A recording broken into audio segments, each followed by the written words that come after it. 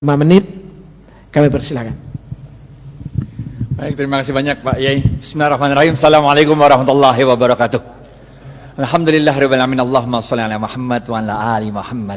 Bapak Ibu sekalian, saya 10 menit aja karena ada acara di rumah, banyak tamu, ada 150 orang. Jadi kita mesti kabur habis ini. Ketika Abdurrahman bin Auf hijrah dari Mekah ke Madinah, ini ngelanjutin ceritanya kayak Khalil nih, ceritanya kayak Khalil, lanjutin dah. Ketika Abdurrahman bin Auf pindah dari Mekah ke Madinah, nggak bawa apa-apa, padahal beliau adalah seorang pedagang yang sukses, yang hebat. Tapi sampai Madinah nggak punya apa-apa karena cuma bawa badan sama baju yang di badan doang, bener gak? Oleh Rasulullah SAW, Abdurrahman bin Auf dipersaudarakan dengan seorang dari kaum Ansar, yaitu Sa'ad bin Rabi. Apa kata Sa'ad bin Rabi kepada Abdurrahman bin Auf? Sa'ad bin Rabi mengatakan, ya Abdurrahman, ini saya punya harta, kita bagi dua dah. Ini ada rumah, bagi dua, satu buat saya, satu buat ente. Ini ada kendaraan, bagi dua, semua bagi dua. Bahkan waktu itu Sa'ad bin Rabi mengatakan, saya punya istri 2. Pilih yang mana dah? Ente boleh buat ente 1, benar gak?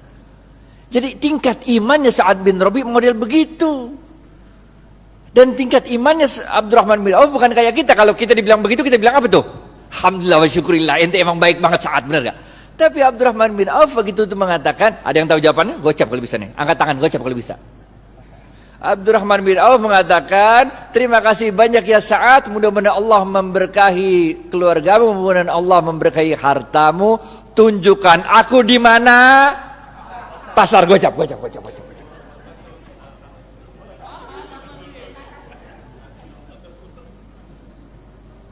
Tunjukkan aku di mana pasar, men. Bener gak?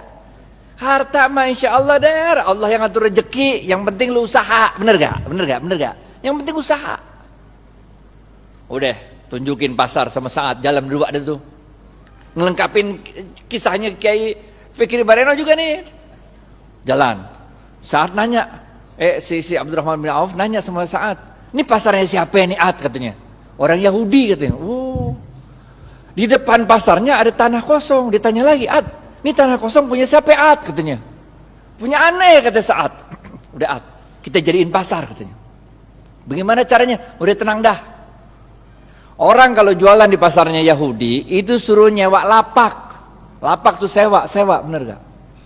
Sedangkan Abdurrahman bin Auf itu tanahnya Sa'ad bin Rabi dipatok-patok, dijadiin itu lapak-lapak, kan nyewa. Kaum muslimin silakan jualan aja di sini. Kalau untung bagi hasil. Ngerti gak?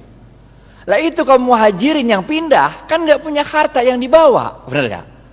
Jadi kalau suruh bayar sewa kagak sanggup, bener gak? Jualan aja dulu, benar gak? Kalau untung bagi hasil nih. Itu sebabnya ekonomi Madinah mulai tumbuh. Seorang sahabat waktu itu datang kepada Rasulullah SAW, ya Rasulullah, kami ini dagang untungnya kecil, sedangkan orang-orang Yahudi dagang untungnya besar, sama-sama di Madinah nih. Nabi kaget, kok bisa begitu? Barangnya sama katanya. Kok bisa orang Yahudi untungnya gede, kalian untungnya kecil?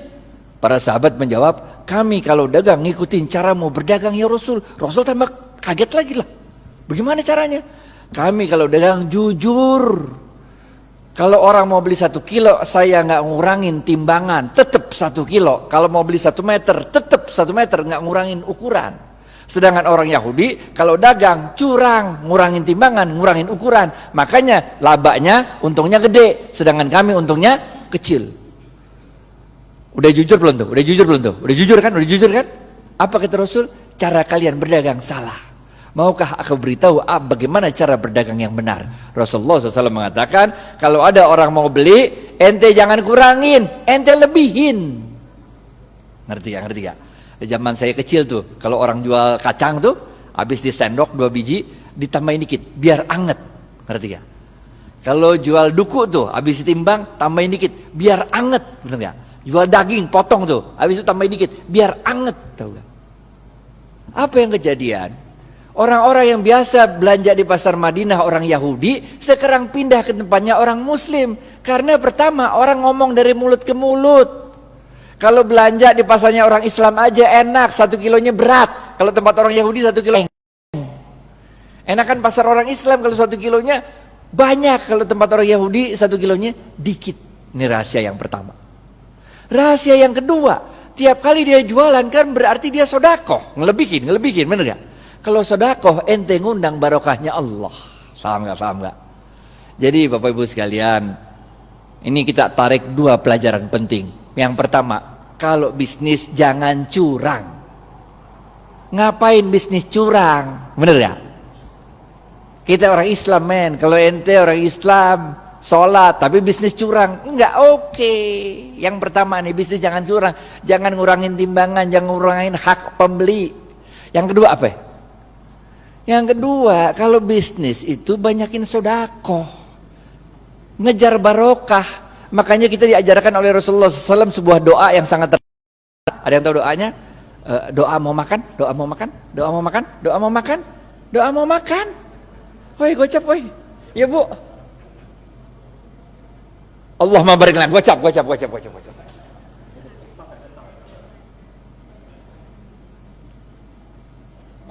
kita diajarkan oleh Rasulullah SAW, Allahumma barik lana fima rozaqtana wa qina azabannar.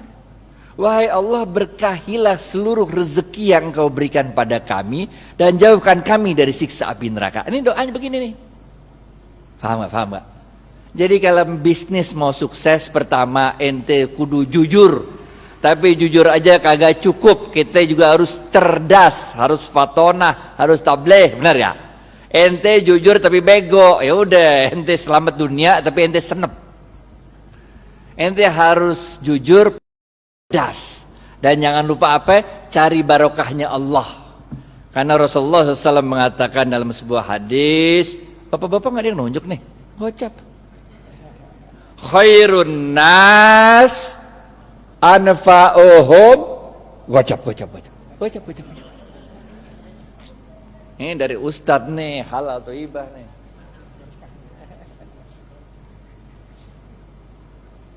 Paham ya?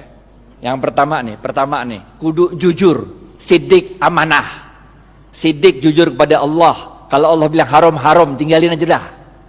Amanah itu kalau dikasih kepercayaan sama orang jangan dirusak, pegang baik-baik, benar gak? Selain jujur kita juga harus cerdas dalam membaca situasi, fatonah, cerdas dalam menyampaikan sesuatu, tabligh. Kagak cukup yang ini doa. Yang ketiga, benar gak? Jujur, cerdas. Yang ketiga, cari barokahnya Allah. Khairun nas anfa'uhum linnas. Sebaik-baik manusia adalah yang paling banyak memberi manfaat bagi manusia lain. Ngapain kaya sendirian, gak asik walaupun halal. Ngerti gak? Gak asik kaya halal tapi gak nyebarin barokah, gak asik. Orang bilang dia kaya tapi pelit, benar gak? Yang keempat, terakhir nih, habis nih. Oke, yang terakhir, keempat. Jangan lupa Rasulullah SAW bersabda, man lam yashkurin nas. Susah ya? Pilihan berganda. A, man lam yashkurin nas lam yashkurillah. B, man lam A atau B? A.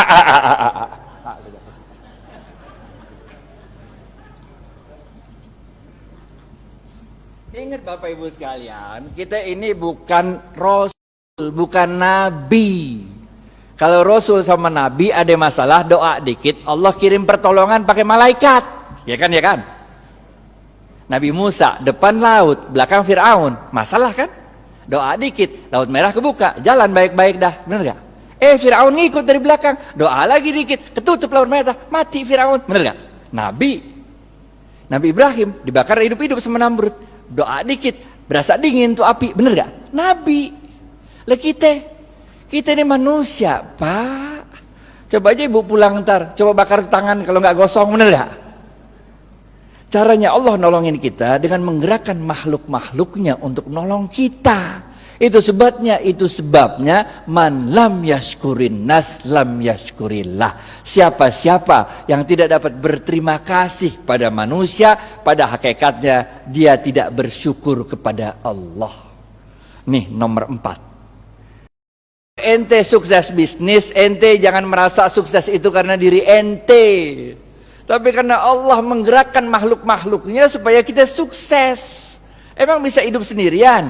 Emang saya bisa nyampe Al-Azhar kalau kagak ada supir yang nganterin kemari? Emang supirnya bisa nyampe sini kalau di rumahnya nggak ada istrinya yang nyetrikain pakaian? Emang mobil bisa jalan sendiri kalau nggak ada yang jual bensin? Bener gak? Man lam yashkurin nas lam yashkurillah. Kesimpulan, habis waktunya nih. Yang pertama, oke? Jangan lupa jujur. Jujur penting. Ada 2 jenis jujur. Kepada Allah namanya siddiq, kepada manusia namanya amanah. 2, cerdas. Ada 2 jenis cerdas. Yang pertama fatonah, faham memahami situasi. Yang kedua tabligh, pandai untuk meyakinkan orang lain. Yang ketiga apa? Khairun nas anfa'uhum linnas. Bisnis itu jangan cuma mau cari untung, tapi bisnis itu harus memberikan manfaat banyak-banyaknya orang. Bener ya? Yang keempat, jangan kita yang merasa bangga kesuksesan bisnis itu karena kita doang. Kita harus terima kasih sama orang-orang lain. Karena man lam yashkurin nas lam yashkurillah. Siapa-siapa yang tidak dapat berterima kasih pada manusia, pada hakikatnya dia tidak dapat bersyukur kepada Allah. Maka dalam tempo yang singkat, dominasi ekonomi Yahudi di kota Madinah dapat dipatahkan oleh kaum muslimin. Bagaimana dengan kita di Indonesia? Nanti kita serahkan ke Khalil Ridwan untuk yang membahas. Pokoknya nggak usah nunggu kita sempurna dah. Yang bisa jalanin gitu aja dah. Karena kaidah fikihnya berbunyi ma la yudraku kulluhu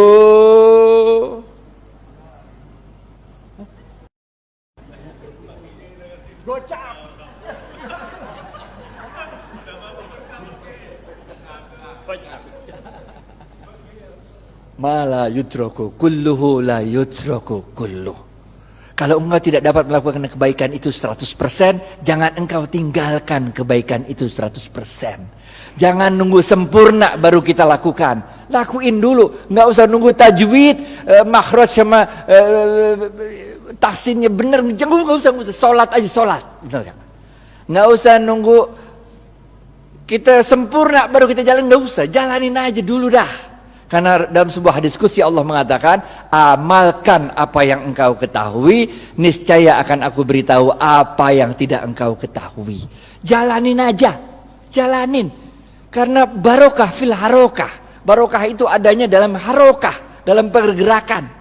Jalanin aja, kayak Siti Hajar lari dari Safa ke Marwah, bener gak? Itu kan lucu, coba udah Safa Marwah lari-lari 7 kali bolak-balik, kagak ada air, bener gak? Yang nemuin air siapa? Ismail. Yang capek lari siapa? Hajar. Nggak penting men siapa yang nemuin air, bener gak? Yang penting inna sofa wal marwata min sa'airillah. Dicatat sama Allah usahanya Hajar itu, dicatat sebagai min sa'airillah, tanda-tanda kebesaran Allah. Nggak penting kalau kita usaha tuh bahwa kehebatan usaha kita itu dia dinikmati oleh kita, nggak penting. Bahkan ketika besok pun mau kiamat, kalau punya bibit lu tanam, ngerti ya?